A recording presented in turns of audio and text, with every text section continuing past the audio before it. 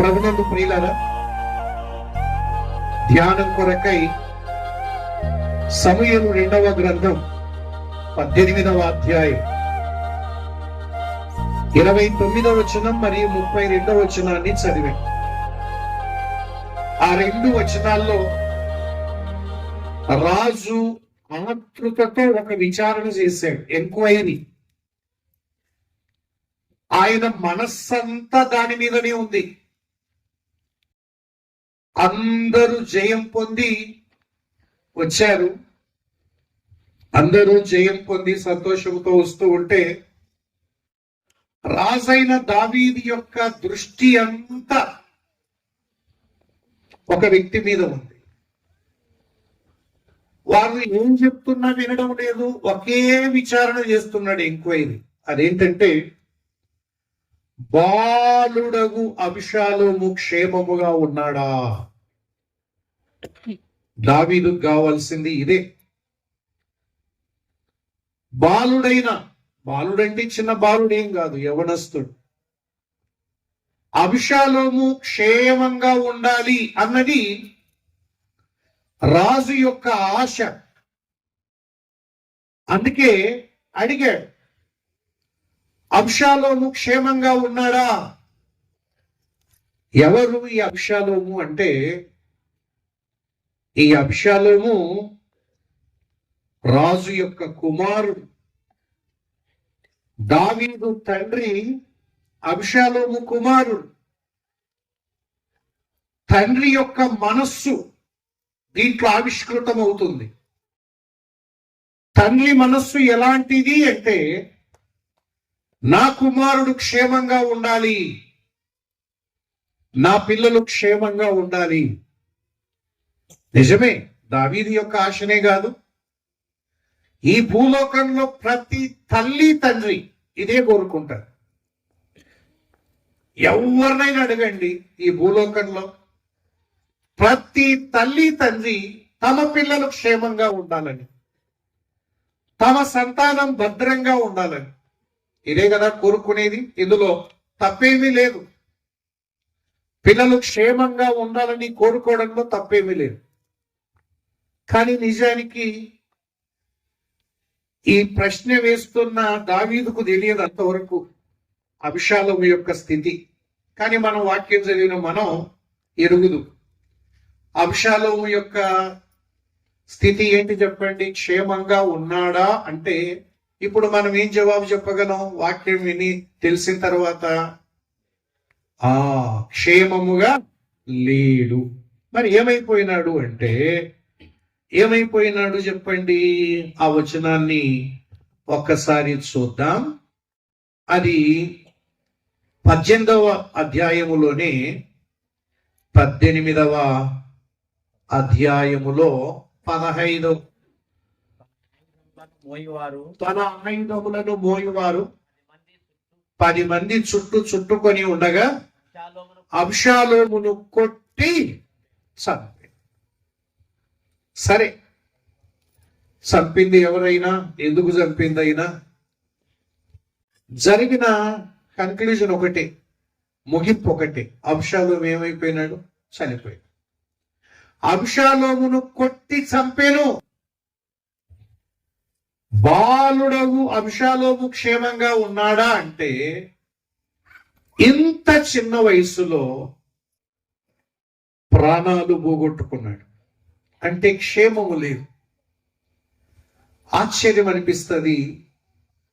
ఎందుకు క్షేమము లేదు అబ్షాలోముకు అంటే, అబ్షాలోముకు తిండి లేక కాదు, అబ్షాలోముకు డబ్బు లేక కాదు, అబ్షాలోముకు ఆరోగ్యము లేక కాదు. చాలా మంది ఏం అట్లయిపోయినాడు చిన్న వయసులో అంటే, ఒక ఆసుపత్రిలో చెప్తున్నాడు, 9 ఏళ్ల వయసు పిల్లల కన్నా షుగర్ వచ్చింది. అది మామూలు షుగర్ కాదు, ఎన్ని వందలో చెప్పినారు, ఇన్ని వందలు ఉంది. ఇప్పటికే చూడండి వాని అద్దాలు ఇంత లావు. అంటే వానికి ఉండే రోగం వల్ల వానికి క్షేమము లేదు, అనారోగ్యం వల్ల క్షేమము లేదు, కొంతమందికి ఆర్థిక పరిస్థితుల వల్ల క్షేమము లేదు, రైల్వే స్టేషన్లో లేకి వెళ్తే కొంతమంది పిల్లలు తిరుగుతూ ఉంటారు, బక్కచిక్కి వెంట్రుకలు పెరిగి బట్టలు మాసిపోయి దుర్గంధంతో అలా అలా తిరుగుతూ ఉంటారు. ఎక్కడో చోట పడుకుంటారు, ఇంకా స్నానం అనేది ఉండదు. ఏమి పిల్లలు ఇట్లున్నారనిపిస్తే ఏదో కారణాలు ఉంటాయి. మొత్తానికి అబ్షాలోము చిన్న వయసులో చనిపోవడానికి కారణం ఇవి కారణాలు కాదండి. ఒకసారి 14వ అధ్యాయానికి రండి. సమూయేలు 2వ గ్రంథం 14వ అధ్యాయం 25వ వచనాన్ని చూద్దాం. ఇశ్రాయేలీయులందరిలో అబ్షాలోమంత సౌందర్యము గలవాడు ఒకడును లేడు.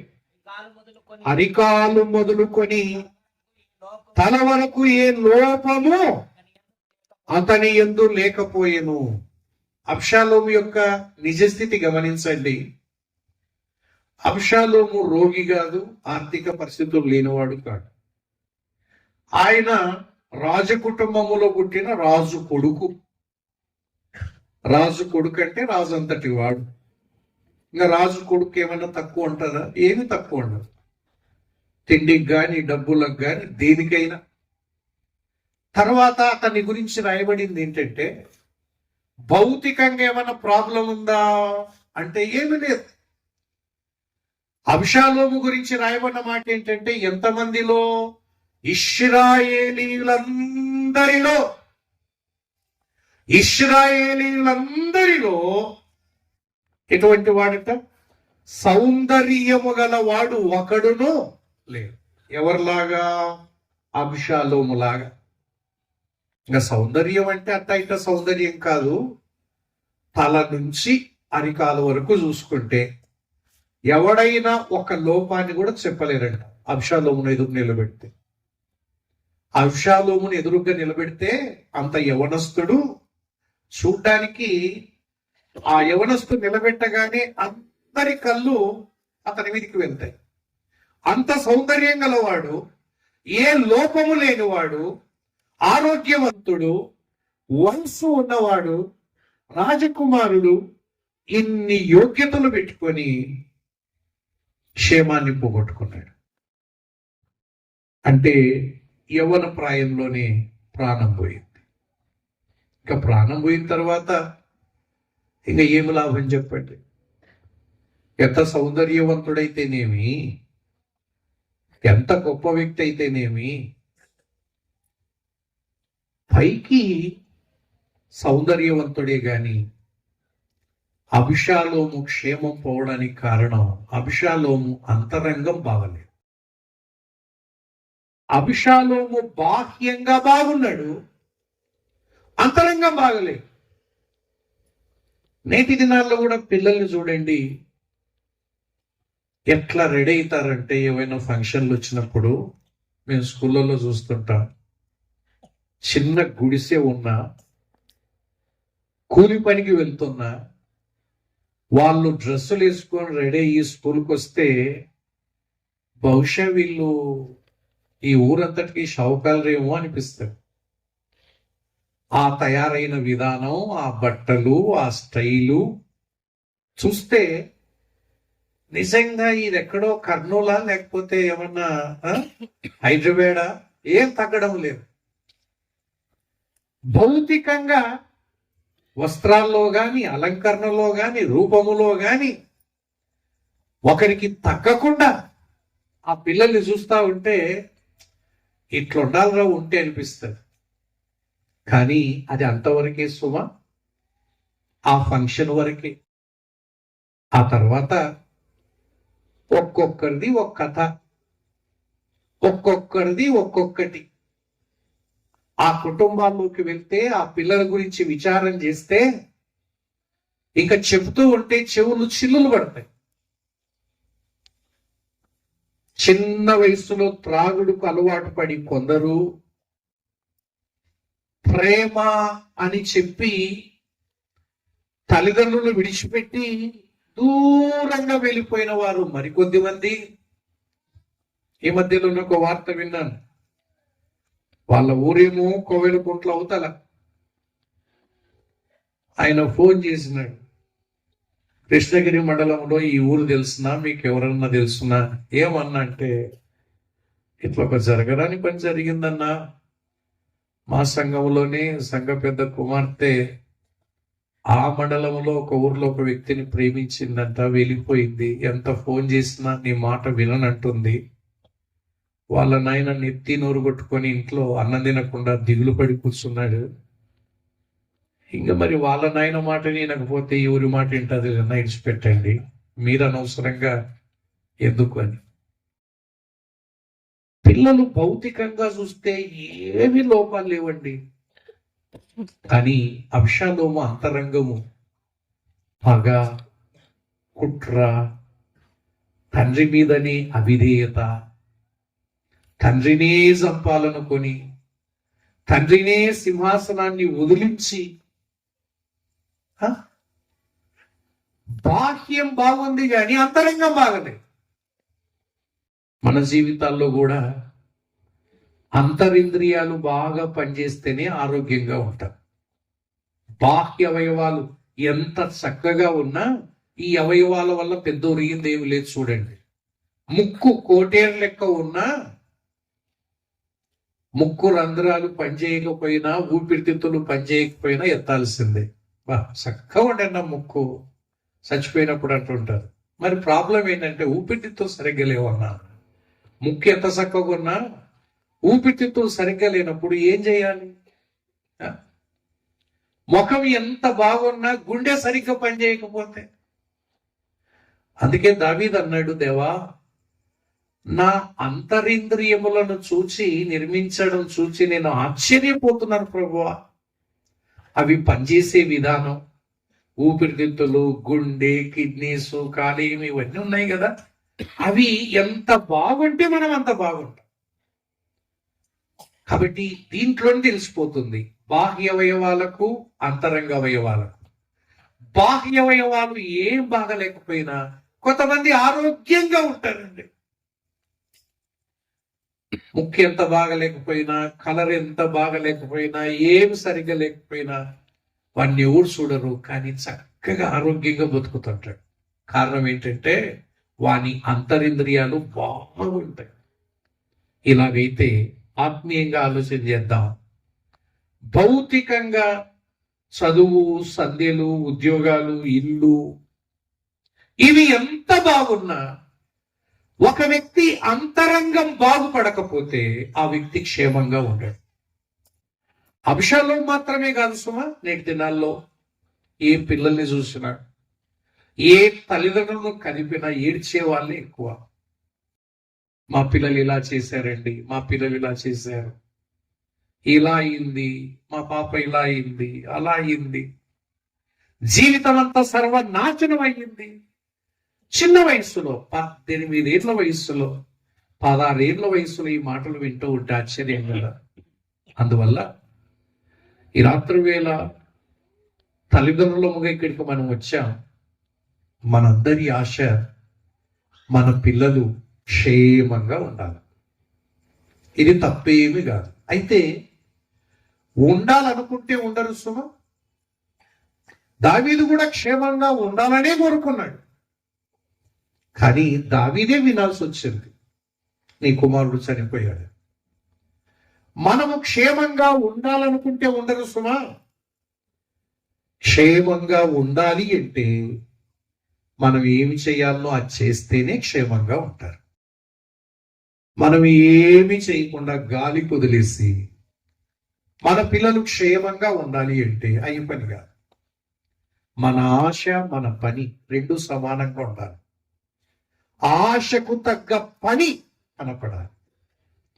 ఈ రాత్రి వేళ మన పిల్లలు క్షేమంగా భవిష్యత్తులో కనపడాలి అంటే మనం ఉన్నా లేకపోయినా, ఈరోజు ఉండొచ్చు, వయసు రీత్యా రకరకాల కారణాలను బట్టి వెళ్ళిపోవచ్చు, కానీ వీరు ఫలాని పిల్లలండి, ఎంత క్షేమంగా ఉన్నారండి, వారి పని వాళ్ళు చేసుకుంటారు, చక్కగా దేవుని వెంబడిస్తారు, దేవుణ్ణి హత్తుకుంటారు, ఎంత నమ్మకంగా బతుకుతున్నారండి.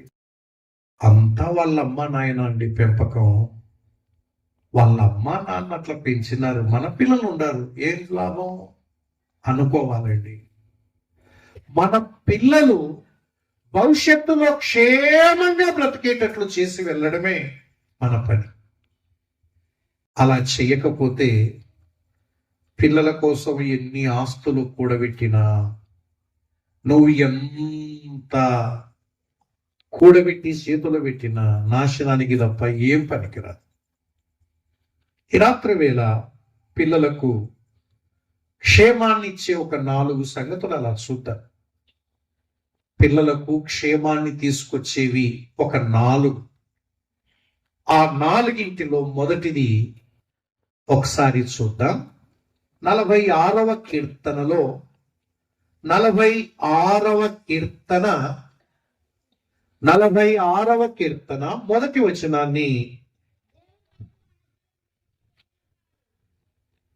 దేవుడు మనకు ఆశ్రయమును దుర్గమునై ఉన్నాడు. బాగా వినండి, ఆశ్రయము దుర్గము అని రాయబడింది. దుర్గాలు అంటే కోట. అప్పుడప్పుడు ఇప్పటికి కూడా కొన్ని కోటలు ఉన్నాయి. హైదరాబాదులో గోల్కొండ కోట అట్లాంటివి ఉంటాయి కదా. ఆ హంపీకి వెళ్ళిన కోటలు కనిపిస్తాయి. అంతెందుకు కోటకొండలో కూడా కోట ఉండే, ఇప్పుడు అది తీసేసినారు. దాంట్లో దూరిపోతా ఉంటే అడిగేవాళ్ళం అప్పుడు, ఏంటి ఇట్లా కట్టినారు, ఇది కోట అని. కోట యొక్క ఉద్దేశం ఏంటంటే ఆ కోటలో ఉండేవారు క్షేమంగా ఉండాలి అని కట్టుకుంటారు, అంతే కదా. కోట ఎందుకు కట్టుకుంటారు అంటే ఇంత పెద్ద బండరాలు దించి ఊరి చుట్టూ పెద్ద కోట కట్టేస్తారు. కోట ఉద్దేశం ఏంటంటే దుర్గము అంటాం దాన్ని. ఎరికో చుట్టూ కూడా పెద్ద ప్రాకారం ఉండేది. ఎందుకంటే ఎరికో క్షేమంగా ఉండాలని పెద్ద ప్రాకారం కట్టినారు. మరి దేవుని పిల్లలముగా, దేవుణ్ణి ఎరిగిన వారముగా ఒకటి గుర్తుపెట్టుకోండి, మన పిల్లలకి ఏ కోట, మన పిల్లల్ని ఏ దుర్గములో ఉంచితే క్షేమంగా ఉంటారు? ఏ దుర్గము? ఒక మాట 52వ కీర్తన 7వ వచనం చూద్దాం. 52వ కీర్తన 7వ వచనం.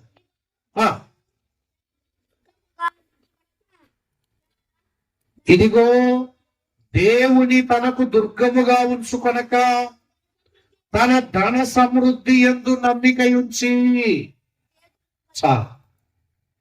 ఇక్కడ దేవుణ్ణి దుర్గంగా పెట్టుకోకుండా, కోటగా పెట్టుకోకుండా, దేన్ని కోటగా పెట్టుకుంటున్నారు? ధన సమృద్ధి యందు. ప్రతి వారు మునిగి తేలుతున్నారు కదా. సమృద్ధిలోకి రావాలి. ఏం సమృద్ధి కావాలా? సంపాదన పెరిగిపోవాలి. ఈ నెలకు, వచ్చే నెలకు, ఈ సంవత్సరానికి, వచ్చే సంవత్సరానికి మన సంపాదన పెరిగిపోవాలి. కట్టలు మన సంపాదన లక్షలు దాటి దాంట్లో ఇంకా మునిగి తేలుతున్నారు చూడండి.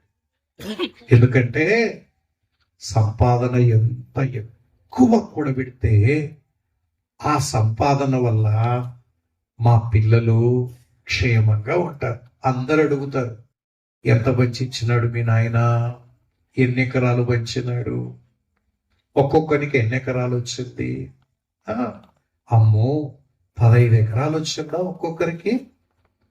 15 ఎకరాల పొలము, ఒక్కొక్కరికి 10 లక్షల రూపాయల డబ్బు. మీ నాయన చాలా గ్రేట్ రా, ఎంత సంపాదించినాడు. వాళ్ళ నమ్మకం ఏంటంటే సంపాదన ఎంత ఎక్కువ కూడబెట్టి వెళ్తే అంత పిల్లలు క్షేమంగా ఉంటారనుకుంటున్నారు, కానీ అది వాస్తవము కాదని లేఖనం చెబుతుంది. కింద చూడండి, తన ధన సమృద్ధి యందు నమ్మిక ఉంచి తన చేటును బలపరుచుకొనిన వాడు వీడే అని చెప్పుకొనొచ్చు వానిని చూచి నవ్వుదురు, ఎగతాళికి కారణమవుతారు. ఏం చేయాలి ఈ సంపద, ఏం చేయాలి ఈ పొలం? వాని పిల్లలే పటాపంచలైపోయినారు. ఆ సంతానమే పాడైపోయింది. క్షేమాన్ని పోగొట్టుకున్నారు, తలా దిక్కుపట్టుకున్నారు, జీవితాలు చిందరవందరైపోయినాయి. ఏం చేయాలి? ఓహో, వీడే కదా ధన సమృద్ధి యందు నమ్మిక ఉంచిన వాడు. డబ్బు డబ్బు డబ్బు డబ్బు డబ్బు అని డబ్బు వెంటబడి ఆ డబ్బుని కోటగా కట్టి వెళ్ళిపోయినవాడు. కానీ ఆ డబ్బే ఆ పిల్లల్ని నాశనం చేసింది. అర్థమవుతుందా? డబ్బు కోటగా కడితే క్షేమంగా ఉండరు సుమా. అట్లయితే మంచి మంచి కోటీశ్వరులందరూ క్షేమంగా ఉండాలి. బాగా పరిశీలన చేయండి, బాగా చూసుకోండి. అట్లేం జరగడం లేదు. అంటే డబ్బు అనేది క్షేమం ఇవ్వదు అని అర్థమైపోయింది. ఇంకొక మాట కూడా చూద్దాం. ఇర్మియా గ్రంథం 17వ అధ్యాయం 5వ వచనం. ఇర్మియా గ్రంథం 17వ అధ్యాయం 5వ వచనం.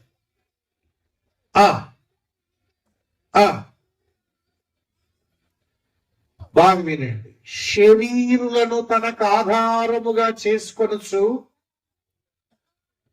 హృదయమును యెహోవా మీద నుండి చాలు తొలగించుకుని వానికి శాపగ్రస్త. చాలు బాగా వినండి. హృదయము దేవుని మీద నుండి పోయి శరీరుల మీదకి వెళ్ళింది. మనుషులను నమ్ముకోవడం ఇది ఒక కోట. బలం ఉంది, బలగం ఉంది, మనుష్యుల యొక్క కోట కట్టుకోవడం. కానీ బైబిల్ చెప్పేది చివరికి వాడు శాపగ్రస్తుడు అవుతాడు. దేవుని మీద నుండి మనసు పోయి ఇట్లా మనుష్యులను నమ్ముకుంటే వాడు శాపగ్రస్తుడు అవుతాడు. మరి ఏ కోట కట్టాలి పిల్లలకి? ఏ దుర్గములో క్షేమంగా ఉంటారు? ఏ కోటలో మన పిల్లలు సురక్షితంగా ఉండాలి? నిజమే, మన పిల్లలు క్షేమంగా ఉండడానికి కోట కట్టాల్సిందే, దుర్గం కట్టాల్సిందే. ఆ దుర్గం దేవుడే. దేవుడే. సామెతల గ్రంథం 18వ అధ్యాయం 10వ వచనం. సామెతల గ్రంథం 18వ అధ్యాయం 10వ వచనం చూడండి. యెహోవా నామము బలమైన దుర్గము. యెహోవా నామము బలమైన దుర్గం. ఈ భూలోకంలో విశ్వాసి యొక్క యుద్ధోపకరణాల్లో ఒక పెద్ద యుద్ధోపకరణం బాంబులు, కత్తులు కాదు కానీ మన యేసయ్య నామమే. ఆ నామమే మనకు రక్షణ ఇచ్చింది. ఆ నామమే మనల్ని లాగు ఉంచింది. మహోన్నతమైన నామం. అది బలమైన దుర్గం. బలమైన దుర్గం.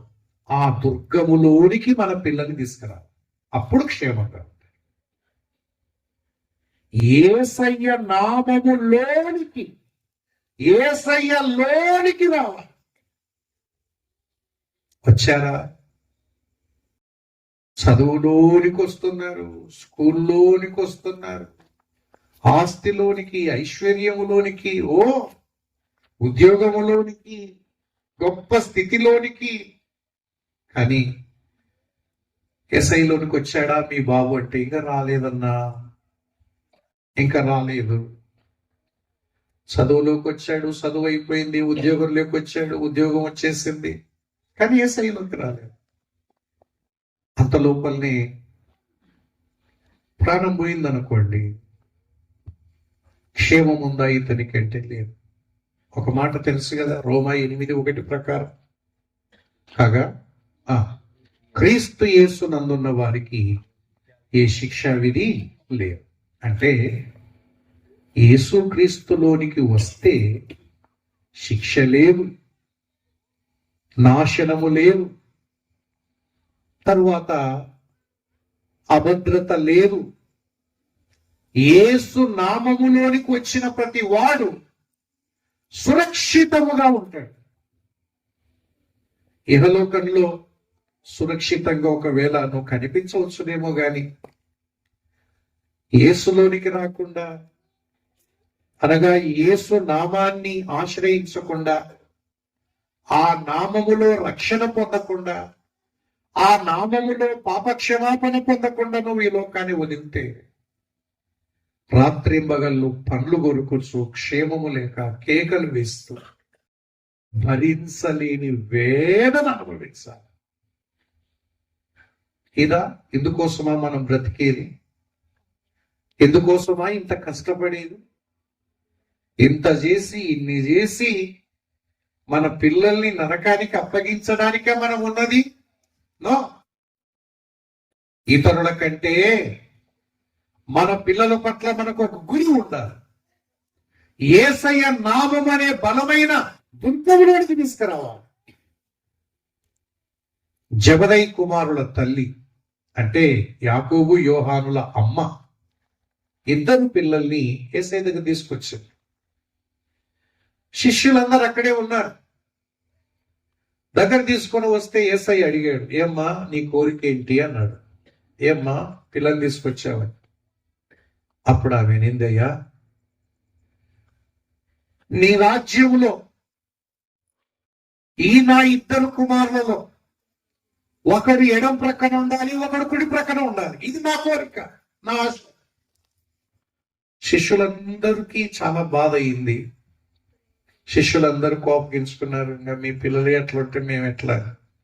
సరే, అది వాళ్ళ ఇష్టం ఏమో గాని, తప్పనే వాళ్ళు ఉన్నారు, విమర్శించే వాళ్ళు ఉన్నారు, కానీ ఆ తల్లి కోరికలో నిజాయితీ లేదా? దేవా, నా పిల్లలు ఇప్పుడు ఈ రాజ్యములో ఉన్నారు, ఈ రాజ్యములో ఎల్లకాలం ఉండలేదు, అది తెలుసు. ఇప్పుడు మనం భూలోకంలో ఉన్నాం కదా, ఎల్లకాలం ఉంటామా? ఉండలేము, అందరు తెలుసు. విచిత్రం ఏంటంటే ఒకరోజు చనిపోతామని అందరికి తెలిసి కూడా బ్రతుకుతూనే ఉంటాం. చూడండి, అదంతా తెలియదు ఎవరికి ఉంటుంది చెప్పండి. అట్లాగైతే ఈ రాజ్యములో ఎల్లకాలం ఉండవు, మరి ఏదో ఒక రాజ్యములో ఉండాలి కదా. అంటే చచ్చిపోయిన తర్వాత అసలైన రాజ్యం ఉంది, నిత్య రాజ్యం. దేవుడు ఉండే చోటుకైనా మనం ఉండాలి, ఆయన లేని చోటైనా వెళ్ళాలి. ఆ రెండు రాజ్యాలే కనబడని అదృశ్య రాజ్యాలు. ఇది కనబడే రాజ్యాలన్నీ ఇవి ఒకరోజు కనబడకుండా పోతాయి. ఈ రోజు కంటికి కనపడని అదృశ్య రాజ్యాలు మన మధ్యనే ఉన్నాయి. ఒకటి దేవుని రాజ్యం, రెండు అపవాది రాజ్యం. అపవాది తన రాజ్యాన్ని వృద్ధి చేసుకోవడానికి రాత్రింబగళ్ళు కష్టపడుతూనే ఉన్నాడు. దేవుని రాజ్యం విస్తరించటానికి దేవుని పిల్లలు ప్రయాసపడుతూనే ఉన్నారు. మరి మన పిల్లలు ఏ రాజ్యంలో ఉండాలి? తల్లిదండ్రులకు ఆశ, నా కొడుకు ఆస్ట్రేలియాలో ఉండాలి, నా కొడుకు అమెరికాలో ఉండాలి. ఇందులో తప్పేమైనా ఉందా? ఏమి లేదు. పిల్లల క్షేమాన్ని కోరుకోవడం తప్పు కాదు కదా. అమెరికాలో ఉండాలి, అమెరికాలో ఉంటాడు, కానీ దేవుని రాజ్యంలో ఉంటాడా? అది చూడు. దేవుని రాజ్యంలో ఉండకపోతే అమెరికాలో ఉండి ఏం ప్రయోజనం? ఆస్ట్రేలియాలకు వెళ్ళి ఏం ప్రయోజనం? ఏం ప్రయోజనం చెప్పండి? ఘనంగా చెప్పుకుంటూ ఉంటాం, మంచిదే, గాని ముందు దేవుని రాజ్యంలోకి అర్హుడయ్యాడా? ఇది అడగాల ప్రశ్న. మా వాడు అమెరికా వెళ్ళాడండి, మా వాడు ఆస్ట్రేలియా, మా పాప జర్మనీ పోయింది, మంచిదే. అయితే ఈ రాజ్యాలన్నీ ఒకటి, ఆకలి దప్పులుండే రాజ్యమే. కానీ సాటి లేని రాజ్యం, మనం ఎన్నడూ ఈ భూలోకంలో చూడలేని రాజ్యం, చూడని రాజ్యం, పరలోక రాజ్యం. ఆ రాజ్యంలో ఆకలి ఉండదు, దప్పిక ఉండదు, రోగం ఉండదు. ఇటువంటివి లేని రాజ్యం ఈ లోకంలో ఎక్కడుంది చెప్పండి? అమెరికాకు పోయిన ఆకలి అవుతుంది, స్విట్జర్లాండ్కి వెళ్ళిన ఆకలి అవుతుంది. పరలోక రాజ్యములో ఆకలిగా, రోగాలు ఉండవు, ఆ రాజ్యములో మన పిల్లలు ఉండాలి. ఆ ఆశ ఏంటంటే ఒకడు నీ కుడి ప్రక్కన కూర్చోవాలి, ఒకడు నీ ఎడం ప్రక్కన. అంటే దగ్గర ఉండాలి దేవునికి నా పిల్లలు. ఇట్లా ఆలోచించాలి మనం. నా కుమారులు కుమార్తెలు దేవునికి దగ్గర ఉండాలి. ఎంత దగ్గర ఉంటే అంత క్షేమంగా ఉంటాయి. అర్థమవుతుందా? తీసుకొస్తారా మన పిల్లల్ని? ఇదే మన మొదటి బాధ్యత. ఆయన యొద్దకు తెచ్చు వారిని ఆయన ఆశీర్వదిస్తాడు. యేసయ్య యొద్దకు తన పిల్లల్ని తెచ్చు వారిని ఆయన దీవిస్తాడు. యేసయ్య నామములోనికి వచ్చిన వారు ఎప్పుడైనా సురక్షితంగా ఉంటారు. ఇది రాసి పెట్టుకోండి. సురక్షితమైన జీవితాన్ని జీవిస్తారు. ఒకవేళ నువ్వు కోరుకున్నట్టుగా పెద్ద పెద్దవి సంపాదించలేకపోవచ్చు, పెద్ద పెద్ద వాటిలో తిరగలేకపోవచ్చు, కానీ సంతోషము సమాధానం కలిగి దేవుని రాజ్యానికి అర్హుడవుతాడు. అందుకే మొదటిది యేసయ్య నామమే బలమైన దుర్గం. యేసును నమ్ముకునేటట్టు చేయడమే మన పిల్లలకి ఇచ్చే క్షేమం. హృదయపూర్వకంగా యథార్థంగా ప్రభువు నమ్ముకోవాలి. అయిపోయి నీ పని అయిపోయి. నీ పిల్లల్ని క్షేమంగా దుర్గంలో పెట్టినావు, ఎప్పుడు వదిలిపెట్టి వెళ్ళినా ఇబ్బంది ఏమి లేదు. మొదటి దుర్గం, మొదటిది క్షేమాన్ని ఇచ్చేది దేవుడే. దేవుడే దేవుడే దేవుడు తప్ప మన పిల్లలకు ఎవ్వరు గాని ఏది గాని క్షేమాన్ని ఇవ్వలేవు. ఇది బాగా ఆలోచన చేయండి. ఏ మనిషి గాని, ఏ వ్యక్తి గాని, ఏ వస్తువు గాని భూలోకంలో మన పిల్లలకు క్షేమాన్ని ఇవ్వలేదు అనేది గుర్తుపెట్టుకోవాలి. ఒక వ్యక్తి ప్రాణాన్ని కోల్పోతూ ఉంటే కోట్ల రూపాయలు ఆ వ్యక్తిని కాపాడాలి, కానీ బ్రతికించువాడు ఆయనే. అది గుర్తుపెట్టుకోవాలి. తేడా యేసయ్యకు మిగతా వాటికి ఉండే తేడా చూడండి. ఎవరు ఏం చేయలేరు. ఎన్ని కోట్లున్నా ఏం చేయగలరు చెప్పండి? ఆరోగ్యం ఇవ్వగలవా? లేకపోతే బ్రతికించగలవా? క్షేమాన్ని ఇవ్వగలవా? అన్నిటికంటే గొప్ప క్షేమం ఏంటంటే మనం ప్రాణంతో ఉండడమే సుమా. మరొక సంవత్సరం అనే దయా కిరీటం దేవుడిచ్చాడు కృపారానికి. అంటే దావీదు బాగా ఆలోచించేసి ఏంటంటే ఇలా సంవత్సరాలు దొరలడం అది దేవుని దయనే. నేను ప్రాణముతో ఉండడం ఇది ఎవ్వరు ఇవ్వలేరు, దేవుడు మాత్రం ఇచ్చే. అందువల్ల దేవుణ్ణి దుర్గముగా పెట్టుకుందాం. మొట్టమొదటి దుర్గం దేవుడే. రెండవది మనం పిల్లలకి ఇవ్వాల్సింది ఏంటంటే, ఒకటి దేవుని దగ్గర తీసుకురావాలి. యోహాను రాసిన సువార్తలో చూడండి, 17వ అధ్యాయము. యోహాను సువార్త 17వ అధ్యాయము 14-15 వచనాలు చదువుదాం. 14-15. నేను వారికి నీ వాక్యమిచ్చి ఉన్నాను, నేను లోక సంబంధిని కానట్టు వారును లోక సంబంధులు కారు గనుక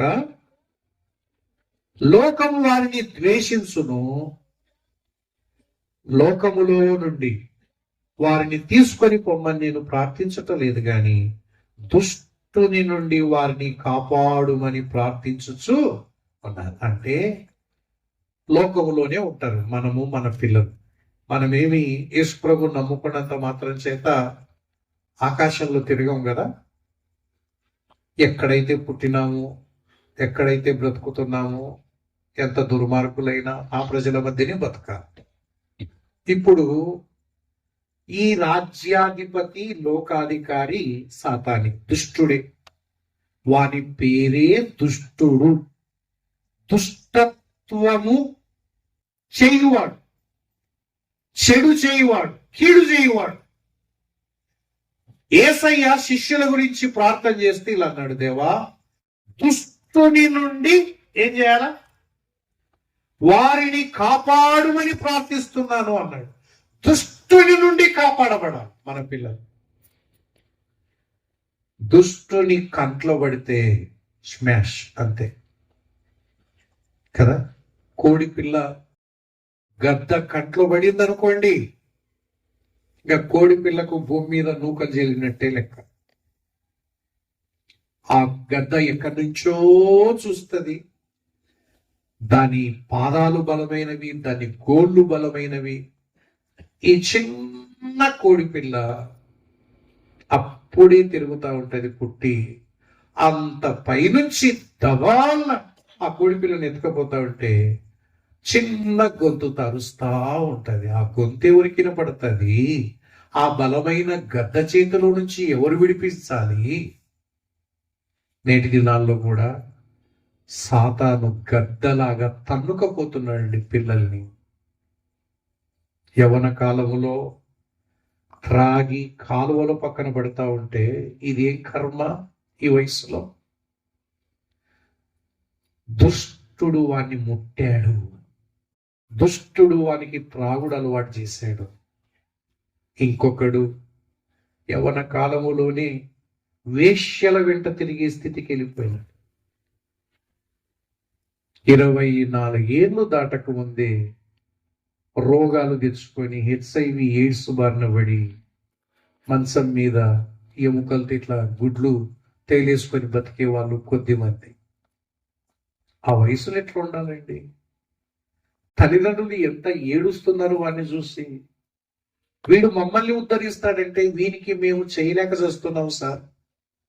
చేయలేక ఎముకలు కనపడుకుంటూ అతుక్కపోయి ఏం కరుణ పెట్టిందండి ఈ వయసులో? ఎట్లా గుణగుణ తిరగాలి, ఎంత ఆరోగ్యంగా ఉండాలి, ఎంత చూస్తేనే ఎంత ఆనందంగా అనిపించాలి. ఏమంటే దుష్టుడు ముట్టాడు, ఆ పాపను దుష్టుడు ముట్టాడు, ఈ బాబును దుష్టుడు ముట్టాడు, అందుకే క్షేమము లేదు.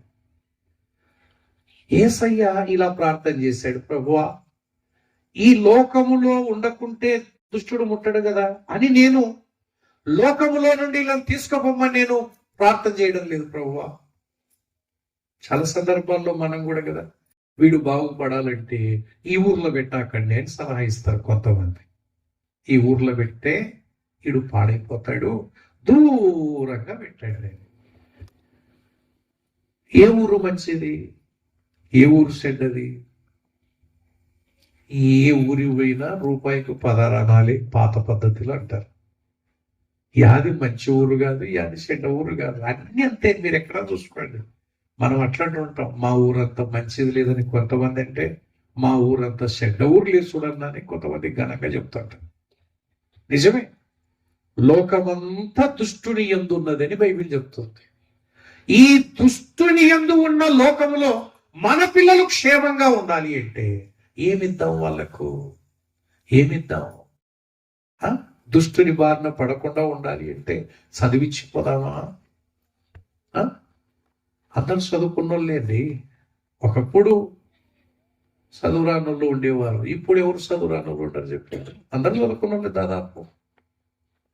మొత్తం విద్యని ఇచ్చినారు, ఆస్తిని ఇచ్చినారు, ఏమేమో ఇచ్చినారు, కానీ పిల్లలకు క్షేమాన్ని లేదు. కారణం ఏంటంటే యేసయ్య శిష్యులకు ఏమి ఇచ్చినాడని చెప్తున్నాడు చెప్పి, నేను వారికి నీ వాక్యం ఇచ్చి ఉన్నాను అన్నాడు. వాక్యం ఇచ్చి ఉన్నాను. ఒకటే ఒక సూత్రం గుర్తుపెట్టుకోండి. రెండవది, దేవుని నమ్ముకున్న మనం, మన పిల్లలు దుష్టుడు మన పిల్లల్ని ముట్టకుండా, మన పిల్లలు క్షేమంగా ఈ లోకంలోనే బ్రతకాలంటే, దుష్టుడు లోకాధికారంగా ఉండే ఈ లోకంలోనే క్షేమంగా ఉండాలి అంటే, ఒకటి పిల్లలకి వాక్యం ఇవ్వండి. వాక్యం వాక్యం గమనించండి. వాక్యం విని అలవాటు లేదు మన పిల్లలకి, వాక్యము చదివే అలవాటు ఉండదు, వాక్యాన్ని శ్రద్ధగా విననీయరు, పైపెచ్చు వీరే అడ్డంకులుగా తయారయ్యారు. ఇట్లాంటి పిల్లల వల్ల ఎవరికి లాభం చెప్పండి? అందరూ శ్రద్ధగా వాక్యం వింటూ ఉంటే ఈ పిల్లలు అలా ఇలా తిరుగుతూ ఉంటే ఎవరికి నష్టం? ఎవరు ఏం పట్టించుకోరు, దాన్ని ఇడిచిపెట్టేటారు గాలికి. అవు కదా, ఇది వాక్యం వినే సమయం కదా. ఈ వాక్యం వినే సమయంలో మనం ఇలా వదిలేస్తే ఎవరైనా డిస్టర్బ్ అయ్యి వాక్యం వినకపోతే దానికి అకౌంటబిలిటీ ఎవరు చెప్పాలి? జాగ్రత్త వద్దా? మన పిల్లలు దుష్టుని బారిన పడకుండా ఉండాలి అంటే వారికి వాక్యం ఇవ్వాలి, వాక్యం ఇవ్వాలి. అందరూ తెలుసున్నట 19:11 ప్రకారం వాక్యము పాపములో పడనీయదు, పాపములో పడనీయదు. ఇదే మన ఛాలెంజ్. ఒక విశ్వాసికి ఉండే సవాల్ ఏంటంటే పాపములో పడకుండా బ్రతకడమే. పాపములో పడితే అది గొప్ప సంగతి కాదు, అందరూ పడిపోతున్నారు కదా, అందరూ పాపం చేస్తున్నారు. మన సవాల్ ఏంటంటే పాపములో పడకుండా బ్రతకాలి. అలా పాపములో పడకుండా చేసేది దేవుని వాక్యమే. ఒక మాట చదువుతారా? 137వ కీర్తన 31వ వచనం, 37వ కీర్తన 31వ వచనం, 37వ కీర్తన 31, 37, 31. హృదయములో ఉన్నది వారి అడుగులు జారవు. చాలా అడుగులు జారవు. అడుగు జారి, కాలు జారి, మనిషి జారి, బ్రతుకు జారి, జీవితమే జారిపోతుందండి, జీవితమే జారిపోతుంది. ఎందుకు ఇట్లా అయిపోయినాడు అంటే ఒక్కడుగు జారినాడన్నా. ఒక్కడుగు ప్రాజెక్టుల కాడ అక్కడక్కడ జరుగుతుంటది, వాటర్ ఫాల్స్ కాడ పిల్లలు ఆనందిస్తూ కేరింతలు కొడుతూ ముందు ముందు పోయి ఆ జారే ప్రాంతంలో నీళ్లు జారి పడి పడి పడి అది కట్టింటది, కాలు జారుతూ ఉంటది. ఆడపోయి ఎగిరేసి సెల్ఫీ తీసుకుంటా ఒక్క అడుగు జారింది, ఇంకా అయిపోయి కాలంతా జారిపోయింది. వాడు నడుము జారి కింద పడ్డాడు. ఇక అగాధములో పడిపోతే వాని ప్రాణమే జారిపోయి, జీవితం జారిపోయి, శవం బయటకు వచ్చేసింది. ఒక్క అడుగు జారితే ఏమవుతుంది అంటాం కదా, ఒక్క అడుగు జారితే. నిజమే, మన పిల్లలు అలా జారి బ్రతుకుల్ని పాడు చేసుకుంటున్నారండి. అడుగులు జారకుండా నిలబెట్టగలిగేది దేవుని వాక్యం. ఆ పవర్ ఉంది, ఎవరికి పవర్ లేదు. అందుకే యేసయ్య శిష్యులకి లోకంలో ఆస్తులు పంచిపెట్టి ఇవ్వలేదు, వాక్యాన్ని ఇచ్చి వెళ్ళాడు. ఇది తిరుగులేని సంపద. మన పిల్లలకి ఇచ్చే సంపద చిన్నప్పటి నుంచే వాక్యం మీద ఆసక్తి పెరిగేటట్టు చూడాలి. ఎవడైనా చిన్న వయసులో వాక్యాన్ని శ్రద్ధగా వింటున్నాడంటే ఇంకా వాడు భవిష్యత్తులో ధన్యుడు కాబోతున్నాడని అర్థం. వాని జీవితం గొప్ప టర్నింగ్ తీసుకోబోతుందని అర్థం. ఎవడే గాని 10-12 ఏళ్ల వయసులో కట్టు కదలకుండా వాక్యం వింటూ శ్రద్ధగా మాట్లాడకుండా లేవకుండా వింటున్నాడంటే, ఆ వయసులో అంత అటెన్షన్ వాక్యం పట్ల వచ్చిందంటే వాడు భవిష్యత్తులో గొప్ప స్థితిలోకి రాబోతున్నాడు. ఉందా అటువంటి ప్రయత్నం? ఉందా మన పిల్లలకి? వాక్యం చెప్పేటప్పుడు కూర్చోవాలి, వాక్యం చెప్పేటప్పుడు రాసుకోవాలి, వాక్యం చెప్పేటప్పుడు మాట్లాడకూడదు, వాక్యం చెప్పేటప్పుడు తిరగకూడదు. ఎంతమంది ఈ ట్రైనింగ్ ఇస్తున్నారు చెప్పండి? మందిరాల్లో, కూడికల్లో గాలి కుదిలేసి తిరుగుతా చూసుకుంటూనే ఉంటారు. దానివల్ల పెద్ద నష్టం సుమా. చాలా, ఆ నష్టం ఇప్పుడు తెలియదు, చాలా నష్టం. అది ఇంకొకరికి, పిల్లోడికి ఇంకొకరికి లైసెన్స్ ఇచ్చినట్టు ఉంటుంది. అందువల్ల చిన్న వయసులోని వాక్యం అంటే ఇది వాక్య సమయం, ఇది వాక్య సమయం. ప్రశాంతంగా ఉండాల్సిన సమయం, శ్రద్ధగా వినాల్సిన సమయం. ఇది అన్ని సమయాల లాంటిది కాదు. బీ కేర్ఫుల్ అన్నట్టుగా అందరూ చిన్న వయసులోనే పిల్లలకి అన్ని చెప్పుకొని రావాలి. దేవుడి సన్నిధికి వచ్చేటప్పుడు చిన్న వయసులో. అందుకే రెండవది వాక్యము పిల్లలకు క్షేమాన్ని. ఒకటి, దేవుని దుర్గమే శిక్ష లేకుండా సురక్షితంగా ఉంచుతాయి. రెండవది, ఆ దేవుని వాక్యం ఈ లోకములో ఉండే దుష్టుడు మన పిల్లల్ని ముట్టకుండా కాపాడుతుంది. మూడవది చూడండి, రూతు గ్రంథం 4వ అధ్యాయం 12 ఒకసారి అట్లా చూద్దాం. చూడండి, ఒక తలంపు కోసం అంతే. రూతు గ్రంథం 4వ అధ్యాయము 12వ వచనాన్ని, రూతు గ్రంథం 4వ అధ్యాయం 12వ వచనం. ఎఫ్రాతాలో నీవు క్షేమాభివృద్ధి కలిగిన వాడవై, ఎఫ్రాతాలో నీవు క్షేమాభివృద్ధి కలిగిన వాడవై, బెత్లెహేములో నీవు ఖ్యాతి నొందుదువుగాక. యెహోవా ఆ, ఈ యవ్వనురాలి వలన నీకు దయచేయు సంతానమును ఈ కుటుంబమును తామారు యూదాకు కనిన పెరేసు కుటుంబం వలె నుండునుగాక అనిరి. క్షేమాభివృద్ధి, ఖ్యాతి, ఈ మాటలు నచ్చడం లేదా మనకు? ఆ రోజు వారు బోయజుని ఇట్లా దీవిస్తున్నారండి, క్షేమాభివృద్ధి పొందుతావు, రెండవది ఖ్యాతి పొందుతావు. దీనివల్ల దేవుడు నీకు ఇచ్చిన ఈ కుటుంబం, సంతానం ఉంది కదా, దీనివల్ల అన్నాడు. అంటే మనకు ఖ్యాతి గీతి వస్తే మన కుటుంబం వల్లనే రావాలి, మన పిల్లల వల్లనే రావాలి. మనము క్షేమాభివృద్ధి పొందితే మన సంతానం వల్లనే రావాలి. సంతానం వల్ల ఈ రెండు రాకపోతే ఇంకా దేని వల్ల మనకు రావు. చూడండి, క్షేమాభివృద్ధి రాదు, మనకు ఖ్యాతి రాదు, పైపెచ్చు రెండిటికి వ్యతిరేకమైనవి పొందుకుంటాం. ఏంటో తెలుసిన, ఒకటి అవమానం పాలయ్యేది కుటుంబం వల్లనే, ఖ్యాతి పొందేది కూడా కుటుంబం వల్లనే. ఒక కుటుంబం వల్ల మన సంతానం, మన పిల్లల వల్లనే నువ్వు ఖ్యాతి అన్నా పొందాలా, లేకపోతే అందరి ముందు తల దించుకొనన్నా దించుకోవాలి, తల ఎత్తుకొనన్నా బ్రతకాలా, తల దించుకొనన్నా తిరగాల. ఈ సంతానం వల్లనే సుమా. అంటే బోయజుకు దేవుడిచ్చిన కుటుంబం ఇలా నీకు ఖ్యాతి, క్షేమాభివృద్ధి తెచ్చిపెడుతుంది అన్నాడు. పురప్రజలు, ప్రభునందు ప్రియులారా, దేవుడు మన పిల్లలు కూడా క్షేమంగా ఉండాలని కుటుంబం ఇచ్చాడు. ఇది ఒక ఇన్స్టిట్యూషన్. కుటుంబము అన్నది రక్త సంబంధీకుల మధ్య దేవుడు పెట్టిన ఒక చిన్న ఇన్స్టిట్యూషన్. సంఘము కంటే, ప్రభుత్వము కంటే ముందుగానే దేవుడు కుటుంబాన్ని ఇచ్చినాడు కదా. అంటే అర్థం ఏంటంటే, పిల్లలు కుటుంబములో పెరిగితేనే క్షేమంగా తయారవుతారు. గుర్తుపెట్టుకోండి. ఏ పిల్లలైతే కుటుంబానికి దూరంగా బతుకుతారు, కుటుంబములో పెరగరు, ఎట్లుంటాయంటే అడవిలో పెరిగిన చెట్ల మాదిరి ఉంటాయి. అడవిలో కూడా చెట్లు పెరుగుతాయి. ఒక చెట్టు ఇట్టపోయి, ఓ చెట్టు వంగిపోయి, ఒకటైతే ఇంకా కాండము కూడా, ఆ ముద్దు కూడా ఇట్లా కిందికి వచ్చి మళ్ళీ ఇట్లా లేసింది.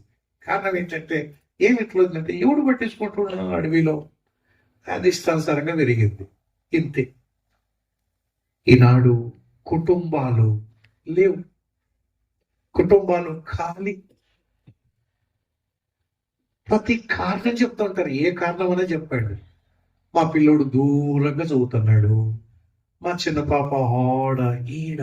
ఎక్కువ మందికి అదే ఇష్టం కదా.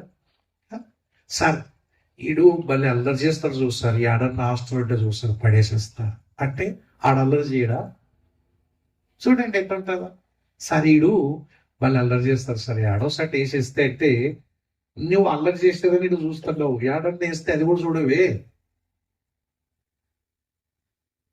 ఒకటి గుర్తుపెట్టుకోండి, కుటుంబములో పెరిగిన బిడ్డకు, కుటుంబానికి బయట పెరిగిన బిడ్డలకు చాలా తేడా ఉంటుంది. తల్లిదండ్రులతో కలిసిమెలిసి మాట్లాడుకుంటూ ఒకటే ఇంటిలో తిని తిరిగి ఒకరి క్షేమాలు ఒకరు తెలుసుకుంటూ పెరిగిన వాళ్లకు సంబంధాల విలువ ఇవి తెలుస్తాయి. బయట పెరిగితే ఏం తెలుస్తాయి చెప్పండి? తోటలో పెరిగిన చెట్టుకు అయితే కాపరి ఉంటాడు, నీళ్లు పెడతాడు, కొమ్మలు ఏమన్నంటే కట్ చేస్తాడు, నీట్గా ట్రిమ్ చేస్తాడు, చక్కగా ఉంటుంది. సాధ్యమైనంత వరకు చూడండి, పిల్లల్ని ఒక వయస్సు వరకు కుటుంబంలోనే పెంచేటట్టు చూడండి. ఇక వయసు వచ్చిన తర్వాత ఒక చెట్టు ఎదిగిన తర్వాత నువ్వేం చేయాల్సిన పనిలే, ఇంకా అదే పెరుగుతుంటది. ఆ వయసు వరకు పిల్లల్ని గుర్తుపెట్టుకోండి, నీతో పాటే పెరగాల, నీ దగ్గరనే పడుకోవాలా, నీ దగ్గరనే తినాలా, నీ దగ్గరనే కూర్చోవాలా. వాక్యం ఉంది కదా, కూర్చున్నప్పుడు, నడిచేటప్పుడు, తినేటప్పుడు. అవి పిల్లలకి దొరకనప్పుడు ఇంకెవడి దగ్గర దొరుకుతాయి చెప్పండి? ఆ విలువైన బాల్యం పోతే ఎవడు తెచ్చిస్తాడు? తల్లిదండ్రులతో గడిపే బాల్యం లేకపోతే పిల్లలకి ఎవడు తెచ్చియాలి ఆ బాల్యాన్ని? నేటి దినాల్లో ఒక వ్యక్తి యొక్క అనుభవం నేను ఎరుగుదును. కట్టమంచి నిలిచినాడు పిల్లని, ఎప్పుడు ఎల్కేజీలో యమీనూరు ప్రాంతము నుండి ఇడిస్తే ఒకరోజు కొడుకుని చూద్దామని పోయినాడు. వారానికే, చిన్న పిల్లడు కదా, ఎల్కేజీ అంటే 3 ఏళ్ళు నిండినాయి. పోతే మా వాడు లేడంటే అదో లెట్రిన్ వచ్చింటే పోయినాడని చెప్పినారు వాళ్ళు. ఎక్కడ అంటే ఈయన సరళ పోయినాడు అటుకి బాత్రూమ్ దగ్గరికి. ఆ అమ్మాయి ఏం చేస్తుందంటే పైపుతో నీళ్లు పడతా ఉంది, చీపురుతో కడుగుతా. పైపుతో నీళ్లు పెట్టిట, చీపురు కట్టతో ఇట్టిట్టా తెలుస్తుంది. వాళ్ళ నాయన కళ్ళల్లో నీళ్ళు తిరిగినాయి. వద్దురారా, ఈ చదువద్దు, నేనే కడుగుతారా నిన్ను, నేనే కడుగుతా. ఇదేంది పైపు పెట్టి చీపురుతో కడిగితే ఏమన్నా ఉంటుంది చెప్పండి? పిల్లలకి ఏమన్నా ఆత్మ సంబంధమైనటువంటి లేదంటే భౌతిక సంబంధంగా సంబంధాలు ఏమో డెవలప్ అవుతాయా? అందుకే కదా నేడు దినాలు. మరి మీ నైన్ చచ్చిపోయినానంటే రాలేనులే, పుడిచిపెట్టండి అంటున్నారు. ఏమిరా అంటే ఏం సంబంధాలు ఉన్నాయి? ఎవరన్నా ఎత్తుకున్నావా, సీవిడి తీసినావా, కడిగినావా, ఏమన్నా వాని కోసం తిప్పలు పడి చేసినావా?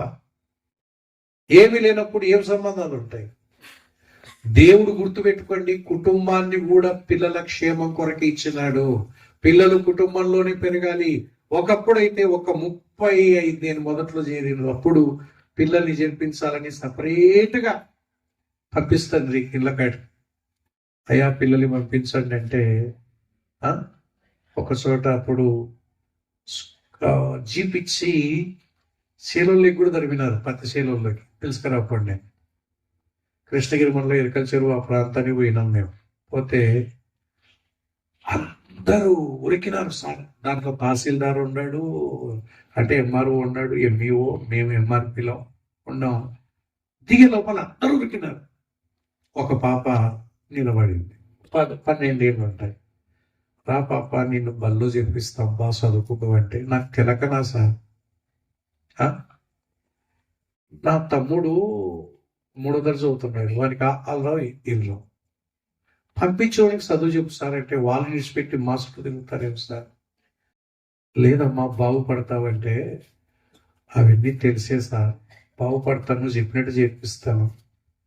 అయితే మా అమ్మను, మా నాయన్ను, మా అత్తను కూడా చేర్చుకుంటావా అని అడిగాను. ఇట్లే, ఏం మీ అత్త మీ నాయన అంటే, మా నాయన కుంటోడు, కాలువలే, మా అత్త గుడ్డిది, నేను పనికి పోతే తప్ప కూడా రావు వాళ్ళకు అన్నం తినలేదు. నువ్వు వాళ్ళిద్దరిని కూడా చేర్చుకుంటావంటే అట్లా చేసుకుని రాదమ్మా, నువ్వే చేసు. నేను వస్తే వాళ్ళ సంగతి ఎట్లా? నువ్వు బాగుపడతా, నేను బాగుపడతానేమో కానీ సార్ వాళ్ళు చచ్చిపోతారు సార్ నెలకి. ఆ పాప నింది, నా క్షేమం మీద ఇంత దృష్టి పెట్టినారు కదా, ఒక్కొక్కరు 100 ఇచ్చుకోండి సార్, ఒక్క 100 చాలు. ఇన్ని మాటలు చెప్తున్నారు కదా, ఇట్లే నిందండి, ఒక్క 100 ఇచ్చుకోండి సార్. గవర్నమెంట్ పోసిన డీజిల్ పోసుకొని వాళ్ళ వెహికల్ తీసుకొని పట్టుకోనికి వస్తారా? మేమేం దొంగతనం చేసినామా? పట్టుకోటారా? ఏమేం దొంగతనం చేసినా? దీనికి జవాబు ఎవరు చెప్పాలి? చదువు చదువు చదువు చదువు అని తేలిపోయిందండి. ఎంతమంది చెప్పగా విన్నానంటే మా పిల్లలు చెడిపోవడానికి చదువే కారణం, బాగుపడడానికి కాదు. చదువు లేకపోతే ఇప్పటికి బాగుండే వాళ్ళు ఏమనిపించింది. ఎస్, నిజం. చదువుకోకూడదని కాదు దీని ఉద్దేశం. అసలైంది లేకపోతే దీనివల్ల క్షేమాన్ని పొందలేదు. సో కుటుంబం, భార్య, భర్త, పిల్లలు ఒక చోట కలిసి పెరిగితే ఒక వయసు వరకు చక్కగా ఉంటుంది ఆ కుటుంబం. ఆ వయసులోనే పిల్లలకి కుటుంబాన్ని దూరం చేస్తే ఇంకా ఏ వయసులో నీతో ఉంటాడు చెప్పండి? ఏ వయసులో ఉండాలి చెప్పండి? ఇంకా పెద్దగా అయిన తర్వాత మన ఊర్లో చదువులు ఉండవు, ఖచ్చితంగా బయటికి పోవాల్సిందే. అప్పుడు తప్పదు కదా. ఇప్పుడు ఎల్కేజీ నుంచే మనం బయట తరిమితే ఎప్పుడు మనం, అందువల్ల కుటుంబం మూడవది. ఒకటి, దేవుడే మన దుర్గం క్షేమంగా ఉండాలంటే. రెండవదిగా దేవుని వాక్యం దుష్టుడు ముట్టకుండా కాపాడుతుంది. మూడవది, దేవుడిచ్చిన కుటుంబంలోని పిల్లలు పెరగాలి. చివరిది నాలుగోది అలా చూద్దాం. రాజుల రెండవ గ్రంథం 11వ అధ్యాయం 3వ వచనాన్ని ఒకసారి గుర్తు చేసుకుని ముగించుకుందాం. రాజుల 2వ గ్రంథం 11వ అధ్యాయం 3వ వచనం. అతల్య దేశమును ఏలుచుండగా ఇతడు 6 సంవత్సరములు యెహోవా మందిరమందు దాదితో కూడా దాచబడి ఉండెను. దాదితో కూడా దాచబడి దాచబడి ఉండేను. ఎవరైనా యోవాషు రాజు 6 సంవత్సరాలు దాదితో కూడా ఎక్కడ దాచబడ్డాడు? మందిరములు. అనగా అతల్య కంటబడకుండా అతల్య రాజకుమారులందరినీ చంపించేసిందండి. ఈయన గొప్పోడని కాదు, చిన్న బిడ్డ, చంపడానికి ఏం పెద్ద అడ్డుపడేవాడు లేడు. కానీ యోవాషును దాచిపెట్టిన స్థలం, యోవాషుకు క్షేమమిచ్చి తర్వాత రాజు కావడానికి కారణమైన స్థలం దేవుని మందిరం. నమ్ముతారా? దేవుని మందిరం. దేవుని సంఘం మన పిల్లలకు క్షేమాన్ని ఇస్తుంది. సంఘములో మన పిల్లలు ఎంత ఉంటే మన పిల్లలు అంత క్షేమంగా ఉంటారు. అనుభవం ఉందా? సంఘానికి వచ్చే అలవాటు ఉందా? సంఘములో కూర్చొని అలవాటు నీ పిల్లలకి, సంఘములో పరిచర్య, సంఘములో మనం స్కూల్లో ఆడ ఈడ ఏడాడో పెడుతుంటాం మన పిల్లల్ని, సంఘంలో మాత్రం కనిపిస్తారు. ఒకప్పుడు పురుషులు ఎంతమందో స్త్రీలు ఎంతమందో పిల్లలు కూడా అంతమంది ఉండేవాళ్ళు. ఇప్పుడు సంఘాల్లో పిల్లలు లేరు. అంత ముసలోళ్ళు, ఆడోళ్ళు, పని వచ్చిన వాళ్ళంతా పనులలో ఉంటారు, చదువుకునే వాళ్ళంతా చదువులు చేస్తుంటారు, ఉద్యోగాలు చేస్తూ ఉంటారు. ఏం పని లేని వాళ్ళు, ముసలోళ్ళు, వీళ్ళు మందిరాలకు వచ్చి మందిరంలో కూర్చొని కనపడుతూ ఉంటారు. వాళ్ళ కోసం కాదు సుమా. ఈ పేరు చెప్పి ఆ పేరు చెప్పి సంఘానికి దూరం కావడం కాదు. సంఘములో పెరిగిన వ్యక్తికి, ఏ సంఘము లేకుండా పెరిగిన వ్యక్తికి చాలా తేడా కనిపిస్తుంది. బాగా చూసుకోండి.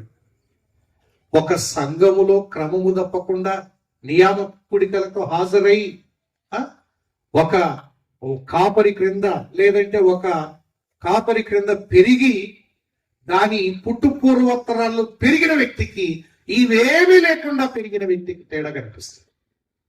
మన బిడ్డ సంఘములోనే పెరగాలి. సంఘములోనే 4 సంగతులు చూచాను. మన పిల్లలు క్షేమంగా ఉండాలి. దావీదు అడిగాడు, అబ్షాలోము క్షేమంగా ఉన్నాడా అన్నాడు. ఆన్సర్, క్షేమంగా లేడు. యవన ప్రాయంలోనే ప్రాణాలు కోల్పోయినాడు.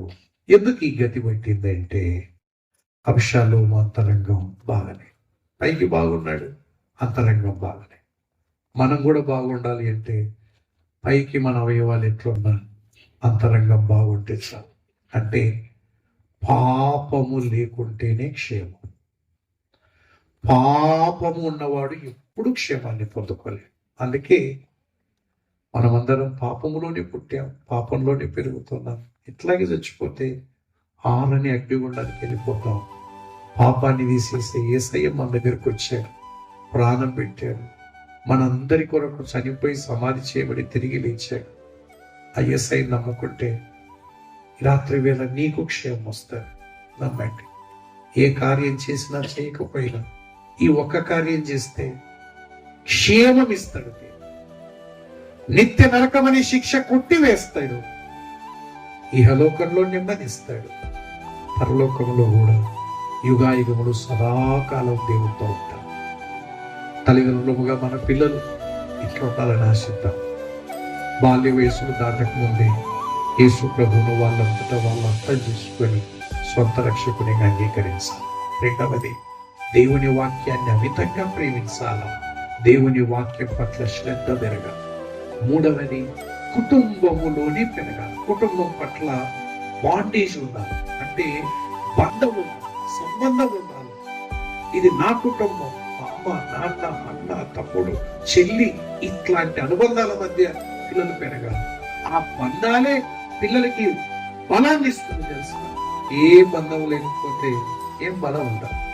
మూడవది, నాలుగవదిగా దేవుని సంఘము బిడ్డలకు క్షేమాన్ని ఇస్తుంది. ఈ 4 విషయాలు మనసులో పెట్టుకొని మన పిల్లల్ని ఈ 4 ఉంచి క్షేమాన్ని అనుభవించేటట్లు చేద్దాం. దేవుడు ఈ మాటలు మన కొరకు దీవించి ఆశీర్వదించునుగాక.